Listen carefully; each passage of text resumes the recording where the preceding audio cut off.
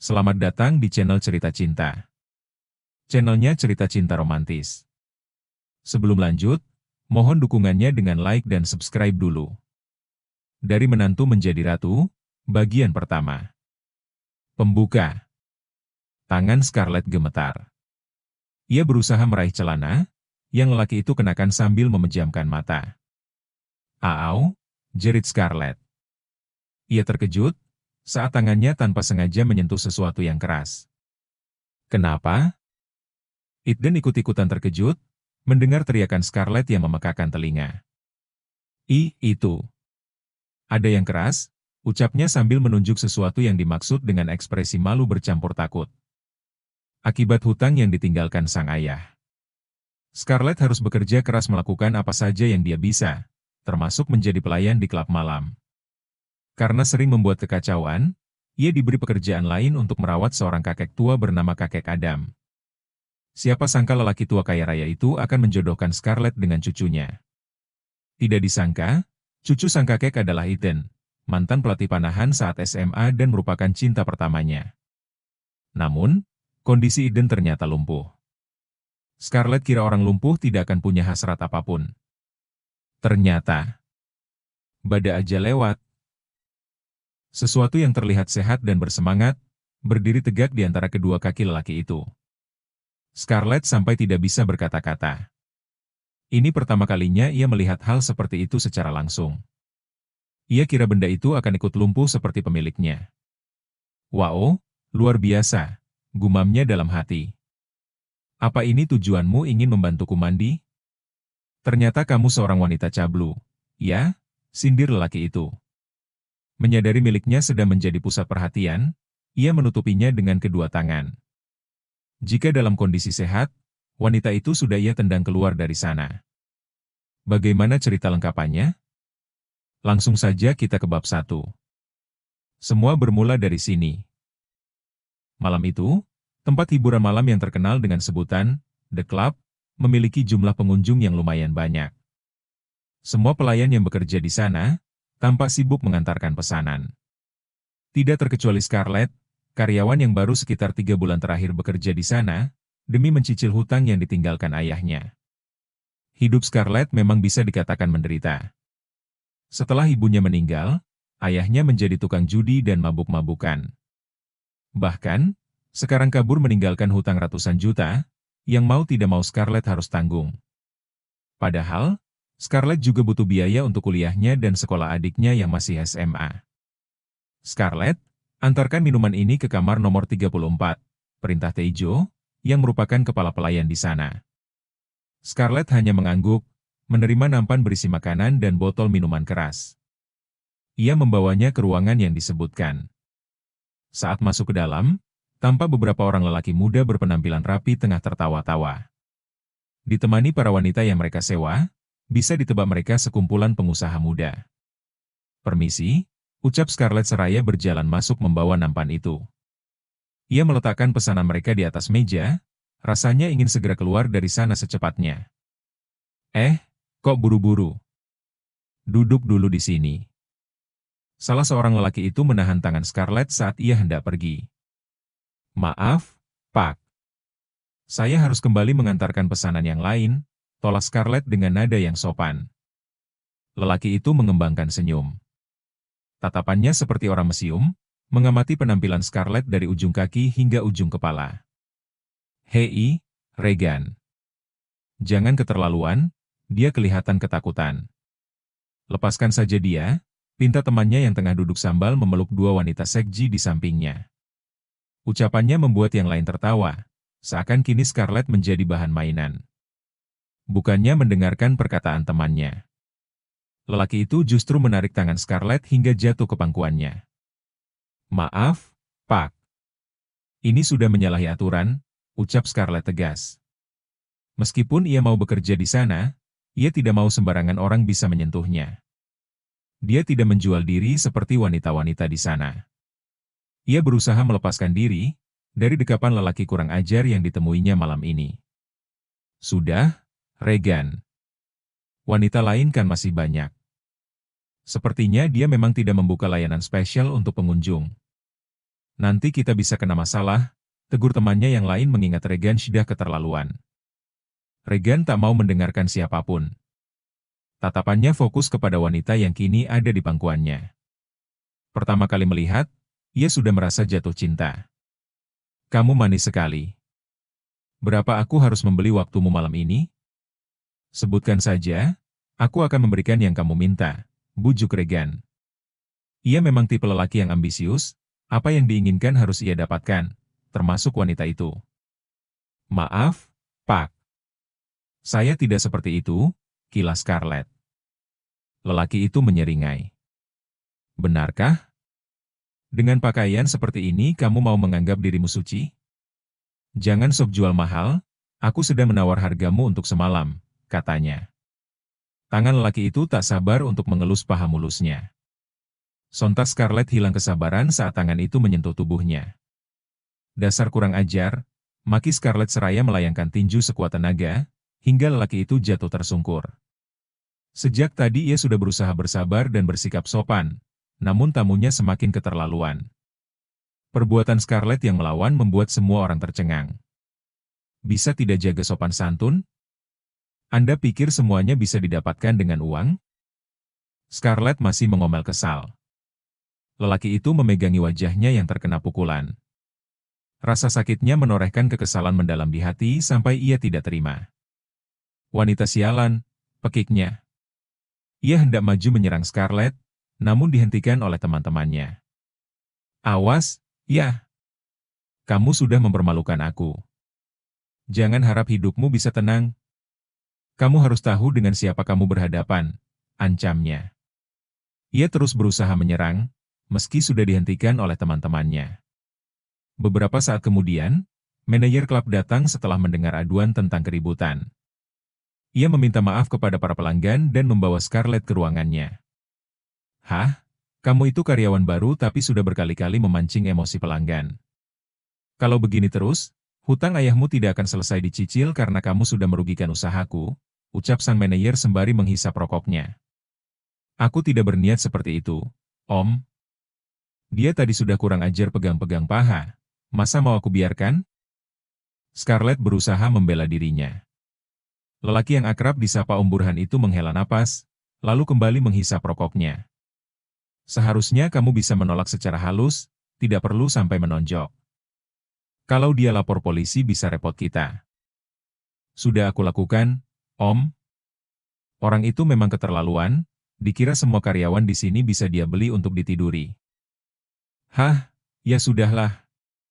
Mungkin kamu memang tidak bisa aku pekerjakan di sini, kata Om Burhan pasrah. Yah, Om, jangan seperti itu. Aku butuh pekerjaan ini, pinta Scarlett memelas. Mau bagaimana? Kalau kamu tetap bekerja di sini, aku bisa bangkrut, jawab Om Burhan. Scarlett menunduk, ia sudah pasrah dengan keputusan manajernya. Melihat Scarlett yang demikian membuat Om Burhan kasihan, ia sebenarnya tidak tega membiarkan Scarlett sengsara. Tapi, ayah Scarlett sudah berhutang jumlah uang yang besar kepadanya. Bagaimana kalau kamu bekerja sebagai pembantu? Tanya Om Burhan. Scarlett mengangkat kepalanya, seperti ada secercah harapan yang tersisa. Temanku bilang sedang butuh seorang pembantu, yang bisa bekerja dengan tekun dan telaten untuk mengurus kakek berusia 70 tahunan. Aku rasa kamu cocok daripada bekerja di sini. Apalagi kakek itu dari keluarga kaya, gaji yang ditawarkan juga lumayan. Kalau kamu berminat, nanti gajinya dibagi 2. Sebagian untuk mencicil hutang ayahmu, kata Om Burhan. Aku mau. Aku sanggup, jawab Scarlett mantap. Ia tahu hanya bermodalkan ijazah SMA, ia tidak bisa pilih-pilih pekerjaan. Om Burhan sudah sangat baik selama ini, memberinya pekerjaan yang sesuai dengan kemampuan juga waktunya. Ayo, turun. Ini rumahnya. Teman Om Burhan mengajak Scarlett ke sebuah rumah besar, yang luasnya mungkin setara dengan lapangan bola. Saking besarnya sampai membuat ia tercengang, rumah itu bagaikan istana dengan halaman dan taman yang luas. Sebelah sini, ajak teman Om Burhan. Scarlett mengikuti langkah kakinya, menuju bangunan yang terpisah dari bangunan utama. Dalam komplek rumah itu seperti terbagi menjadi beberapa bangunan yang berdekatan. Pelayan yang bekerja di sana bahkan memakai seragam yang bagus, menunjukkan betapa kayanya keluarga itu. Mari masuk, seorang lelaki berpenampilan rapi menyambut kedatangan mereka, dan mempersilakan keduanya masuk ke dalam bangunan bergaya klasik itu. Di dalam ruangan, terdapat sebuah kamar yang nyaman. Seorang kakek terbaring di sana, dengan selang infus yang terpasang di tangan. Scarlett merasa kakek itu yang Om Burhan maksud, kakek yang akan dirawatnya. "Tuan, pelayan baru untuk Anda sudah datang," ucap lelaki itu. Scarlett mengulaskan senyum, memberi salam dan kesan ramah terhadap lelaki itu. "Selamat siang, kakek. Perkenalkan nama saya Scarlett," ucapnya. Kakek hanya tersenyum dan mengangguk. Teman Om Burhan pergi. Tersisa Scarlett bersama lelaki, yang merupakan asisten pribadi kakek bernama Theo. Scarlett diberitahukan tentang kondisi penyakit kakek, yang ternyata menderita kanker usus besar. Theo juga menjelaskan makanan apa saja yang boleh, dan tidak boleh diberikan kepada kakek. Penjelasannya mudah dipahami. Scarlett diberi ruangan khusus, untuk tempat tinggal selama bekerja di sana. Tentunya kamarnya dekat dengan ruangan kakek. Scarlett hanya bekerja dari siang hingga malam untuk mengurusi kakek sesuai kesepakatan, karena pagi Scarlett masih harus kuliah. "Selamat siang, kakek," sapa Scarlett dengan penuh semangat. Ia baru saja pulang dari kampus, dan langsung mendatangi kamar kakek untuk melaksanakan tugasnya. Tepat sebulan ia bekerja di sana untuk merawat kakek Adam. Kakek Adam orang yang sangat baik. Selama Scarlett bekerja di sana, tak pernah ada keluhan dari kakek. Ia tidak merasa direpotkan. Bahkan bekerja di sana jauh lebih enak, dibandingkan saat ia harus bekerja di klub malam. Apalagi bayarannya juga lebih besar. "Bagaimana kuliahmu hari ini? Apa berjalan lancar?" tanya kakek. "Tentu saja, kakek. Aku kan anak yang pintar. Bahkan presentasi makalahku tadi sempat mendapat pujian dari dosen," ucap Scarlett dengan nada bangga. Ia memang tipe wanita yang penuh semangat dan percaya diri. Susahnya hidup tak membuatnya menyerah maupun putus asa. Demi melanjutkan kuliah dan mempertahankan pendidikan adiknya, ia rela bekerja keras. "Kakek, aku mau mengganti kantongnya dulu, ya?" Scarlett meminta izin sebelum melakukan tugasnya. Ia memasang sarung tangan karet serta masker, sebelum melepaskan kantong kolostomi yang terpasang di perut. Akibat kanker usus besar, kakek Adam memang sudah tidak bisa lagi buang air besar dengan normal. Ia menjalani operasi untuk mengalihkan kotoran, agar bisa keluar melalui lubang yang dibuat di perut lalu diberikan kantong untuk menampung kotorannya. Tugas Scarlett mengganti kantong tersebut setiap hari, dan membersihkan area di sekitarnya agar tidak menimbulkan infeksi. Scarlett merawat kakek dengan telaten dan seperti tidak ada beban. Bahkan mereka bisa saling berbicara dengan nyaman seperti layaknya keluarga. Kakek yang selalu merasa kesepian kini menjadi lebih terhibur, karena Scarlett yang ceria banyak mengajaknya bicara dan menceritakan apa saja yang dialaminya. Bahkan anggota keluarga yang lain tidak ada yang sepeduli Scarlett. "Kamu tidak merasa jijik bekerja seperti ini?" tanya sang kakek saat Scarlett membersihkan area dekat lubang kolostomi. Scarlett tampak menyipitkan mata, terdengar suara tawa kecil dari balik maskernya. Ia sangat santai melakukan pekerjaan yang biasa dilakukannya. "Menurutku lebih menjijikan jadi pelayan di klub malam, kek. Ini tidak apa-apanya jika dibandingkan saat aku merawat ibuku dulu. Apalagi kakek juga baik." "Aku seperti merawat kakekku sendiri," jawab Scarlett. Selama 1 bulan bersama, ia memang menceritakan banyak hal tentang kehidupannya kepada kakek. Dari mulai saat ibunya meninggal, ayah yang hobi judi dan mabuk-mabukan, sampai harus bekerja di klub malam, demi melunasi hutang yang ayahnya tinggalkan. Scarlett juga punya tanggungan untuk membiayai sekolah adiknya, yang kini duduk di kelas 2 SMA dan tinggal di asrama. Ceritanya membuat kakek merasa terharu sekaligus bangga. Ada anak muda yang sekuat itu menjalani kehidupan. Scarlett memasangkan kantung baru setelah selesai dibersihkan. Ia melepas masker dan sarung tangan, lalu membuangnya ke dalam tempat sampah. "Bagaimana kalau kamu menikah dengan cucuku?" Scarlett membulatkan mata mendengar pertanyaan kakek. Sejurus kemudian ia tertawa, merasa candaan kakek sangat lucu. "Kakek ini ada-ada saja," gumannya. "Kakek serius, kamu ini anak yang baik."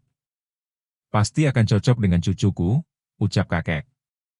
Scarlett hanya mengulaskan senyum. Menurutnya, kakek hanya bercanda. Tidak mungkin ada keluarga kaya seperti mereka, mau menerima menantu dari keluarga miskin seperti dirinya. Dia pernah merasakan pahitnya kegagalan cinta, ketika menjalin hubungan dengan seorang lelaki dari keluarga kaya. Hanya hinaan yang bisa ia terima. Kakek tidak perlu bercanda sejauh itu untuk menghibur, aku sadar siapa diriku ini. Mana mungkin bisa bermimpi menjadi cucu menantu kakek. Kakek juga sudah tahu seperti apa keluargaku dan bagaimana kondisiku. Aku bisa hidup untuk besok saja sudah bersyukur, Kek, ujar Scarlett. Kenapa kamu jadi rendah diri begitu? Kakek akan melunasi seluruh hutang ayahmu, juga membiayai sekolahmu dan adikmu sampai jadi sarjana, kalau mau menjadi cucu menantuku. Masalah latar belakang keluargamu seperti apa, itu tidak penting untuk kakek. Scarlett tertegun mendengarkan ucapan kakek. Ah, sebaiknya kakek makan buah apel saja daripada membuatku berhayal. Biar aku kupaskan. Ia berjalan ke arah meja, mengambil sebutir apel dan mulai mengupasnya dengan pisau. Seakan ia sengaja untuk mengakhiri perbincangan tidak masuk akal itu. Kakek mengerutkan dahi. Memangnya kamu tidak mau menjadi cucu menantu kakek? Tanyanya memastikan. Kalau tawarannya seperti itu, siapa yang akan menolak? Kakek harus berhenti bercanda. Nanti mimpiku jadi ketinggian, kata Scarlett, seraya membawa potongan apel yang sudah dikupasnya kepada kakek. Kakek mengambil satu potongan apel yang dibawakan kepadanya. Kakek rasa umur kakek tidak akan panjang lagi. Sebelum mati, kakek ingin melihat cucuku menikah. Ekspresi wajah kakek terlihat memelas. Kakek tidak boleh bicara seperti itu.